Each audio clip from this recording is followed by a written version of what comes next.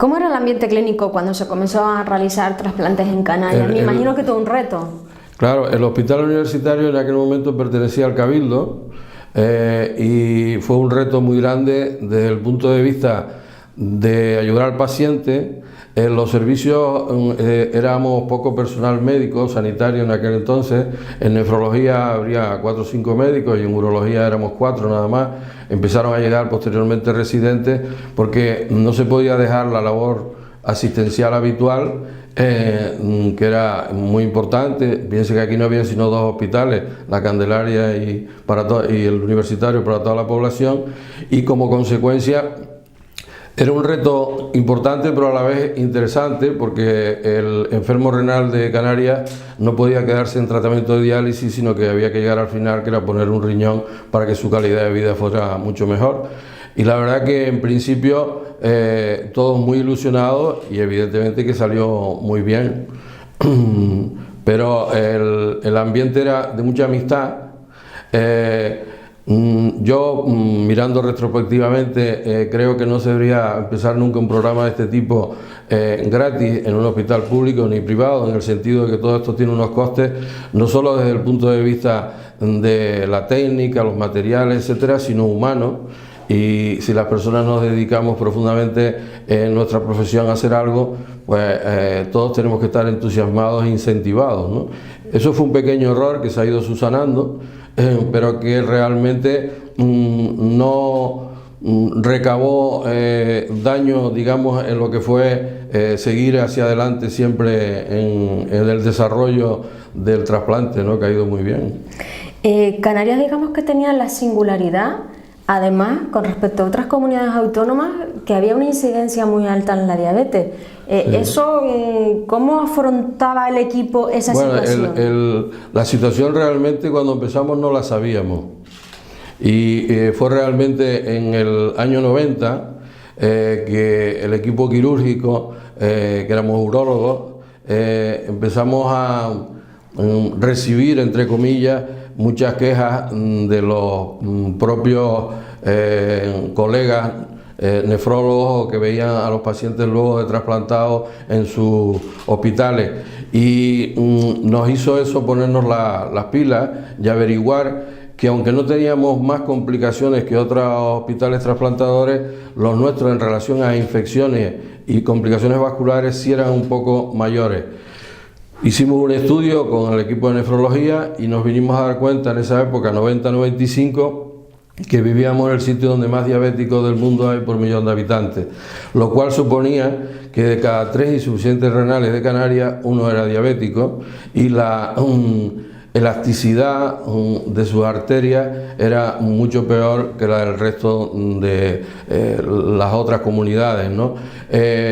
Nos llevó a empezar a iniciar una consulta en el servicio de urología propia de trasplante, que fue cuando yo me metí de lleno, o me eligieron coordinador quirúrgico de Canarias del trasplante renal, y entonces teníamos que ver a todos los pacientes, sobre todo los que fueran diabéticos, porque había una serie de pruebas complementarias. En aquel momento no había escáner, no había resonancia, había que hacer arteriografía, eran costosas y laboriosas, pero al final pudimos convencer al resto de los compañeros que era muy necesario no fracasar y llevar al paciente al quirófano a sabiendas de cómo estaban sus arterias.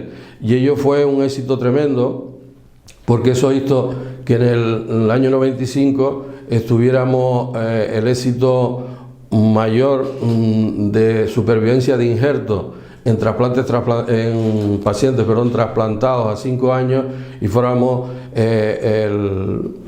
los mejores resultados por millón de habitantes del mundo a partir de 1995. En el 99 se volvió a colaborar, y luego uno de los éxitos que hemos tenido en Canarias, siguiendo todas esas pautas, es que el paciente desgraciadamente en un momento determinado muere, pero con su riñón funcionando, de otras circunstancias, de otras patologías, ¿no?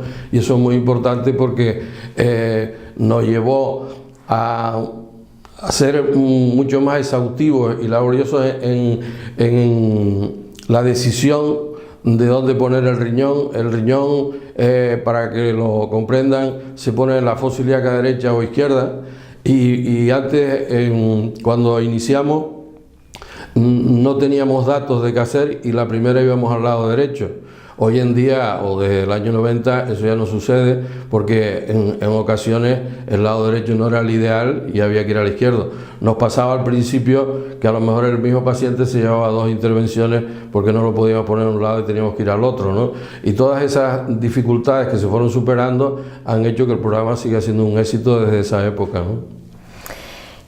Hace unos días el gerente de la asociación de ERTE, Avelino, aseguraba que las políticas de prevención, la falta de hábitos saludables en la sociedad ha sido un fracaso. ¿Hasta qué punto usted, como médico, nos puede sugerir que una vida saludable evita un proceso agresivo y expectante como es un trasplante? Sí, eso fue una discusión muy antigua que yo mismo tuve con un cirujano que a veces es político, pero fue en el 2007 cuando se decía que se necesitaba otro equipo de trasplante en las islas por la cantidad de millones de habitantes que éramos 2 y pico, y por el número de diabéticos. Y claro, el problema no era poner otro equipo, el problema es que el paciente se corrigiera la diabetes y no llegara a perder el riñón. Entonces ahí viene lo de la vida saludable, es decir, el diabético en Canarias está muy maltratado, y el diabético tipo 2, que es el que a la larga pierde el órgano y otras facultades del organismo por mal tratamiento, consiste en vida saludable, ejercicio, dieta adecuada. En Canarias, en aquella época, se hizo un estudio con una momia guanche que existía en Madrid, que ahora está aquí en el Cabildo, para estudiar el ADN. Yo creo que no que fuera un error, sino que ya guanches aquí no habíamos ninguno, ¿no? Y eso no dio nada. Era la alimentación y la consanguinidad. Es decir, que se comían muchos hidratos de carbono. Ya se ha demostrado hace muchos años que la papa y el arroz son tubérculos que producen mucho azúcar en el metabolismo del organismo. Hemos descubierto últimamente que hacemos poco ejercicio. Hubo una época que yo me acuerdo en Santa Cruz de pequeño, que jugábamos en calles como esta, o en la Plaza Los Patos, a la pelota. Hoy en día sería imposible, no pasaba un coche. Se hicieron polideportivos y la gente ya no va, sino a la maquinita, y entonces volvemos a tener un índice de obesidad en los jóvenes muy alto por la bollería, por la mala comida. Entonces es verdad que si todo eso se corrigiera, evidentemente no haría falta, no llegaría la gente a perder el riñón de esa manera, no solo por la diabetes, sino por otros conceptos, ¿sabes? Y en otra cosa destacable, o quiero que usted lo corrobore, la detención precoz es clave, teniendo en cuenta que en cualquier chequeo habitual aparece el funcionamiento de los riñones. Sí. Bueno, hay una cuestión que es que en la analítica normal de sangre puede haber una función renal normal y la persona tener solo un riñón funcionando, o no tener sino uno, como ya pasa muchas veces y no lo sabían, ¿no? Pero hoy en día cualquier chequeo que se hace, cualquier ecografía, que es una cosa muy banal, abdominal, más analíticas, más sofisticadas, hacen que realmente se descubra y se pueda prevenir. Es decir, el uso indiscriminado de antiinflamatorios tipo AINE, que eso está, el ibuprofeno, por ejemplo, muy cuestionado hoy en día, y de antibióticos que se eliminan por el riñón, así como la dieta hiperproteica, sería lo que hay que evitar para no dañar los riñones en condiciones normales. Ya no hablamos del diabético y el de la obesidad mórbida, etcétera, sino una persona normal y corriente. Se utilizan muchos medicamentos de manera indeterminada, porque me duele la espalda, me duele la rodilla, y esos medicamentos que se eliminan por el riñón muchas veces son muy dañinos, ¿no?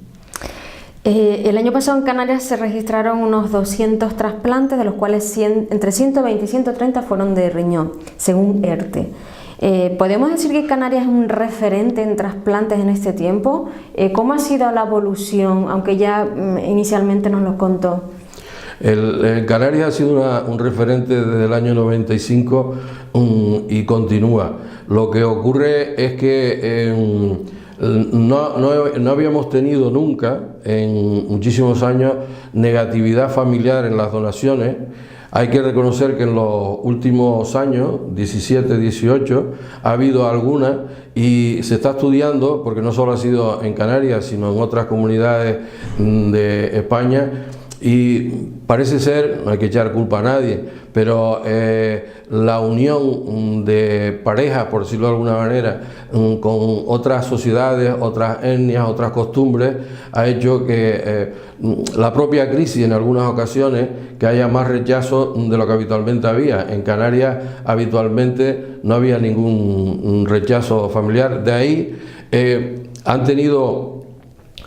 tenido que ponernos las pilas en dos aspectos, en el de vivo y en un programa que nosotros entramos en el 2013, se llama Maastricht 3, todo esto porque Maastricht fue donde se aprobó todo a nivel europeo las leyes, que es que habitualmente cuando hablamos de cadáver estamos hablando de un paciente con muerte cerebral y el corazón funcionando, pero que ya no tiene vida. Este programa lo que hace es que enfermos que están en el hospital, que ya no pueden vivir, pero su corazón todavía late, pues es un programa muy sofisticado, pero donde se pueden aprovechar los órganos en otras condiciones, porque tenemos que sacar órganos porque hacen falta. Dese cuenta, de cada 1.000.000 de habitantes en una población entran 100 todos los años en insuficiencia renal, aproximadamente, ¿no? Un estudio. Entonces hacen falta órganos, lógicamente. Precisamente la donación en vivo han ido sumando registros en todo el territorio español. Es una opción evidentemente solidaria que es ventajosa. Es muy ventajosa porque el riñón de cadáver, o que funcione muy bien, etcétera, al haber una muerte cerebral hay una lisis de una serie de células que en el fondo dañan al riñón. En el de vivo eso no ocurre, porque la persona al donar en vida el riñón deja de funcionar prácticamente una hora. Un problema, esto ya es una cuestión personal para mí, que hicimos mal en España, es descentralizar la sanidad, con lo cual cada comunidad tiene más oportunidades unas que otras, unas tienen más dinero que otras, etcétera. Cuando se empezó a hacer el trasplante de vivo, hubo un problema en determinadas comunidades, que había pacientes que querían darle pero no son compatibles, con lo cual se empezó a hacer lo que se llama el trasplante cruzado. Nosotros tuvimos la oportunidad en el 2010 de, como habíamos hecho 12 de vivo con éxito al 100%, nos admitieran dentro de ese programa cruzado, y entonces se pretendía que el paciente que donaba volara a la comunidad donde había que dar el riñón, porque nuestro éxito fundamental en principio se basaba en que el riñón, desde que lo quitábamos hasta que lo poníamos, tardaba 1 hora en funcionar. El paciente de vivo a vivo sale orinando del quirófano. Cuando él se despierta se ve la bolsa llena y eso no se lo cree, ¿no? Entonces, con este problema económico que ha habido, pues ahora no vuela el paciente, sino vuela el riñón. Afortunadamente, como los americanos en todo esto y en algunos países donde siempre se hace de vivo van por delante en los estudios, se sabe que el riñón en 6 horas extraído de vivo no pierde calidad, y en 6 horas podemos utilizarlo. Nosotros en algunos casos, yo viví uno con un hospital de Bilbao donde tuvimos al final no pasó nada, pero ligera dificultad porque el avión no llegaba a tiempo, ¿no? Y entonces, claro, lo que no es de recibo que una persona done un riñón en vida y encima luego no se utilice adecuadamente, ¿no? Pero claro, el trasplante de vivo es mucho más ventajoso que el de cadáver y es una puerta abierta muy importante que hay que seguir adelante, ¿no? Precisamente es emocionante, si se tiene sensibilidad a eso, la emoción, la gratificación que puede encontrar no solo el médico sino también el paciente cuando tras una operación se encuentra esa bolsa llena de orina. Precisamente en ese camino la pregunta va en que ¿recuerda alguna historia humana que a usted en estos 30 años le haya marcado aquí? La anécdota más bonita del primer trasplante, que fue una señora, ¿sabes?, es que cuando le preguntamos qué había sentido una vez que se le extrajo la sonda, que estaba haciendo su vida normal, que todos pensábamos que era comer un plátano, comer mejor, en fin, etcétera, pues ella lo que manifestó es tener ganas de orinar, sentarme y oír el chorro, ¿no? O sea, qué cosa tan sencilla para nosotros y qué importante para una persona que llevaba años sin orinar ni gota, ¿no? Entonces son anécdotas miles las que vamos encontrando a lo largo de... Pero la satisfacción es que los pacientes salgan adelante. Hay una anécdota muy bonita también de una chica que se le trasplantó el páncreas y el riñón y no tenía hijos y se quedó embarazada. Nos puso a todos los pelos de punta porque tener un órgano en el lado derecho y otro en el izquierdo y el feto en el centro pues era un riesgo muy grande. Al final había que programar, hacer una cesárea y afortunadamente todo salió bien, pero son anécdotas miles, ¿sabes? Cuando el hermano le da o en los pacientes cruzados que incluso ni se conocen, ¿no? Y hay otro tipo de donante que antes que me olvide le quiero remarcar, que es la altruista. Nosotros hemos tenido aquí dos casos solo. La altruista es una persona que se presenta en un hospital donde se trasplanta a donar un riñón a quien sea. Entonces, claro, comprendan que eso tiene un estudio muy exhaustivo. Uno de nuestros pacientes no estaba psíquicamente adecuado para ello, pero la otra paciente sí. Y entonces se forma una rueda a nivel nacional. El riñón de aquí parte a otro hospital y al final nos llega uno a nosotros. Todo tiene que ser en el mismo horario, todo esto es muy complejo. Esa hora menos que nosotros tenemos es muy afortunada por un lado y rara por otra, porque si se empieza una operación a las 9 en un hospital de la península, nosotros a las 8 tenemos que estar haciendo lo mismo aquí. No puede haber diferencia, porque si uno se arrepiente se rompe la rueda, ¿no? Y se puede arrepentir hasta antes de entrar en quirófano. Estoy hablando de los trasplantes cruzados de vivos, ¿no? Y claro, todo eso son anécdotas muy bonitas, pero a la vez que hay que estar muy planificado para que todo esto salga bien, ¿no? ¿El futuro de los trasplantes cómo lo ve?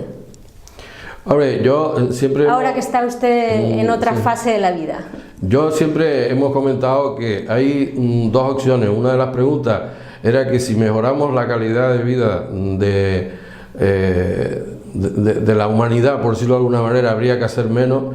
Yo de todas formas eso lo veo lejos, porque usted ve cómo se llega a Marte y se mueren de malaria acá al lado, ¿no? Entonces es un tema muy difícil de sustentar, por decirlo de una manera, pero luego no cabe la menor duda que el futuro puede estar en las células madre, ¿no?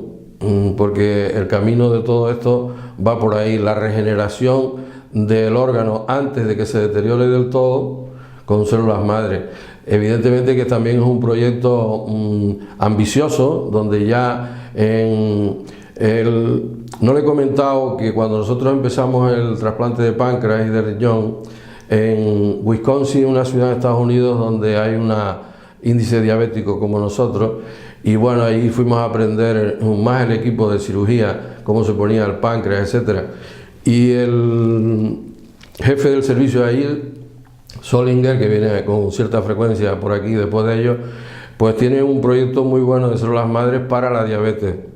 Y que llegó un momento donde el páncreas se sacaban, se hacía como una licuefacción, imagínense, con una mini piper, y el líquido que sacábamos se ponía en el hígado, las células de Langerhans, a ver si, y no funcionó, ¿no? Pero él tiene un proyecto muy bueno de células madres y ese yo creo que sería el futuro. Aunque todo esto es muy peculiar, porque hablamos de una cosa tan importante como el control de la diabetes desde el año 90, 95 en Canarias. Estamos en el 2019 y no se ha tomado ninguna medida importante al respecto y seguimos viendo chicos jóvenes obesos. La obesidad mórbida es una de las causas más importantes y claro, eso yo creo que tiene prioridad, lógicamente, y sería más barato que lo otro, ¿no?